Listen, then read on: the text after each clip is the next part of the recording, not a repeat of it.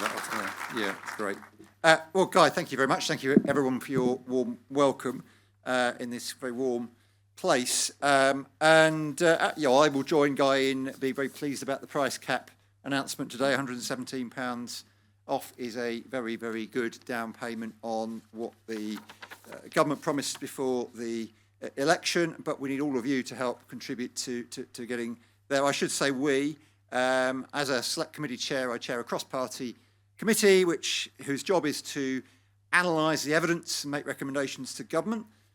Government's response to select committee reports typically is to tell us they don't agree with us and then quietly implement everything that we recommend so that they get the credit. Not unique to one particular political party, but such is life, and the main thing we get is the satisfaction in knowing that it was our hard work that delivered.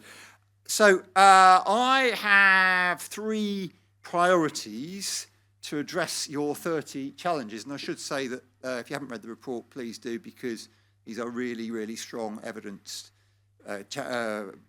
messages that the report makes. But I'm not going to try and do 30 justice, but I'll start with 3. So look, why are we doing net zero? Well, we're doing it 3 key reasons. One is climate, clearly the primary driver, the existential threat. We already see it in deadly heat. We have thousands of people dying in this country alone, let alone around the world every year. We have the impact on communities just in this country of flooding and storms, let alone the impact in those parts of the world who are on the front line. We already have, with poor harvests in this country, the impact of supply and on price of food, let alone the disastrous impact in other parts of the country. And there is evidence that some of the migration we're experiencing is a direct result. Some of the conflict around the world is a direct result. The second on my list, security, energy security, national security. They're closely linked, and we don't need to look any further than what happened in 2022, 4 years ago yesterday, the latest invasion by Putin of Ukraine, the impact on the oil and gas price. We had a 6-fold increase. Prices haven't come down to pre-invasion levels, and we see just now them ticking up again because of the impact, finally, of sanctions and the necessary impact of sanctions, because it is oil and gas that funds Putin's war machine and his entire economy. And getting off the roller coaster of oil and gas prices, and gas sets the price for electricity most of the time still, is key. And then thirdly, the co-benefits, health benefits of not seeing global warming, of fewer emissions, the jobs benefits of the opportunities in the clean energy and the low carbon space, and fundamentally those reduction in bills that I touched on briefly, of switching to alternatives to oil and gas. And we have to make the most of all of those benefits, the economic ones. And as Guy, you said, this is the economic opportunity of the 21st century. The green economy is growing 3 times faster than the rest of the economy. So we have to lean into it. My committee, our work, we look at all of these issues. I'm going back to chair this afternoon's second evidence session on the nuclear roadmap. We are coming to the end of our cost of energy inquiry. We've heard from Emma Pinchbeck at one of our sessions. I think she mentioned it 7 or 8 times, that the key driver in this space is reducing the cost of electricity. And again, with government action in the budget, we've seen a partial step in that direction. But equally, we've held inquiries into workforce planning, into the industrial strategy. We will be looking at oil and gas. We're doing more on nuclear. We'll be looking at market reform and international climate policy as well. And I'll touch on 1 or 2 of those things. But underpinning all of this is building the case for the transition. And I think that is a really key component, Guy, of what you were saying and of what today will be all about. And I'm only sorry that I can't stay to hear the whole event. On the economy, things are going in the right direction. Great success with auction round 7.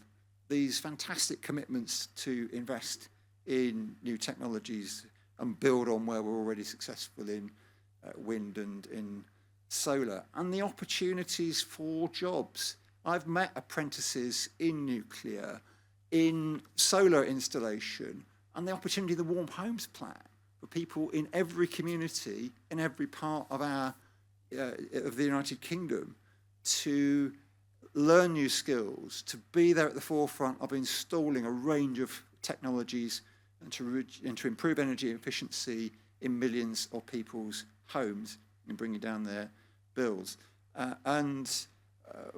This really can happen. We already see that with electric vehicles, there is a significant reduction if you're able to plug in at home and use overnight tariffs. It really is there available to us if we make more of it.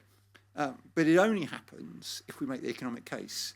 I was in Denmark a few months ago, and their equivalent to my committee made exactly that point.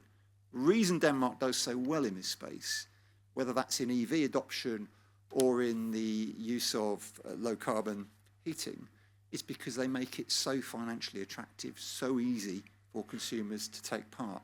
And I question whether we are anywhere near achieving that in this country, and we really do need to do far, far more. So many people I speak to say that aren't even aware or barely are aware of the opportunities with electric vehicles, of just how much money you can save, of the opportunities with solar and battery storage, of insulating their homes, and again, how much money you can save, or even the potential for heat pumps. So much to do in this space, and I think everybody in this room has a very important role to play, because we all know the counter-arguments, we all know the misinformation, and my committee's heard a lot about this really sobering stuff. The consensus in politics has shattered, I'm afraid, and you hear Richard Tice giving a speech pledging to roll everything back to reverse, to increase our dependence and our use of oil and gas just yesterday.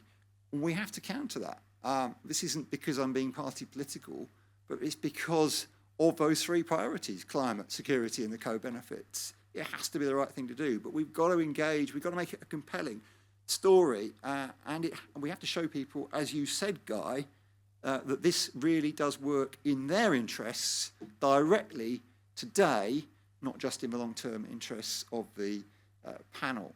So telling the stories, sharing case studies, showing what technology can do for people is key. And I say this to everybody in the room: stand up and be counted. There are far too many business people, far too many people in society who, before the Brexit referendum, sat on their hands and did nothing. They kept quiet. Leaders of business didn't tell their workforces just how damaging that Brexit would be to the economy and to their job prospects and to their prospects for earnings. And we've seen the decline in living standards that is directly the result of us leaving the European Union, particularly in the way that we did. And I'm really pleased that we are now rebuilding alliances and getting closer to the EU and reaching agreement on a range of issues, not least in energy and in areas like the interconnectors and hopefully progress on on being part of the European electricity market. So that is my key message. Don't leave it for others. You have a job to do as well. And turning to the report just briefly, and of the 30 messages, I just sort of thought of three key themes: flexibility, demand reduction, and achievability. Some great analysis of the opportunities in vehicle to grid and indeed on the use of the opportunities in heat. We have so much waste heat in this country. Again, Denmark, really good at this. 90% of homes in Copenhagen are benefiting from a heat network. We need to get closer to that. We need to learn from good practice internationally, but there's some great practice here as well. That waste heat from data centres, there are some good examples where it's being used to provide heat to nearby housing estates. We need to do more of that. And expand our storage, both our short-term and our long-duration storage. Some of the technologies available are fantastic, and we need to do more with them. Indeed, I just had a letter this morning about the opportunities with heat batteries and the fact that they still attract VAT, an anomaly which makes it difficult to use them. So we've got to address all of these sorts of challenges. So secondly, on-demand reduction, and I think the Warm Homes Plan is a fantastic opportunity here to give people efficiency in their homes. Guy, you mentioned the often ignored aspect of commercial premises. We obviously need to do that as well. But with the Warm Homes Plan, installing the technologies to deliver to it, giving people the opportunity to take advantage, if they're not getting direct grant funding, of low interest loans. I think this is a really exciting prospect, and my committee will be holding a one-off session to tease out some of the details associated with it. And then the third point about achievability. I picked this, I mean, I'll mention CCUS because I think you're right in your report that this is very challenging. It still looks and feels very expensive to abate natural gas generated electricity or natural gas in the home using, so it would be electricity generation using CCUS. Technologically demanding, very, very expensive. And if that's not going to work, and if we're not going to make hydrogen using the carbon capture, utilisation and storage, we need to find alternatives, which may well be in using the excess wind that we are increasingly paying more for to turn off and switch on gas plants in other parts of the country. So questions around achievability, I think, are very well made in the report too. But look, your 30 messages, I think, are really, really strong. The technical analysis of what is happening is excellent. But there are many, many challenges. I mentioned workforce. We know that every job in nuclear or in wind or in solar or in the exciting nascent technologies of tidal, or maybe I still include hydrogen in that as well. And as we develop our SMR program, every one of those jobs is potentially available for a highly skilled worker in high demand right across the world. There are big programs and all of these things, and we have to compete effectively to get the workforce that we need, and we have to train people up, and we have to enable people to transition at high paid equivalents away from oil and gas and into alternatives. But I finish by matching your 30 messages of hope with my 3 key priorities. This has to happen because of climate, because of energy security, because of those co-benefits, especially the economic ones. We have to take people with. And I repeat once again, don't leave it to other people. You have to stand up and be counted. It's not just that you will lose out on your investment. It's not just it will cost people jobs. It is your children and your grandchildren who will ultimately pay the price if we don't deliver on this. So thank you all very much for listening to me today. I hope you have a fantastic event, and I look forward to hearing the results of it later on. Thank you.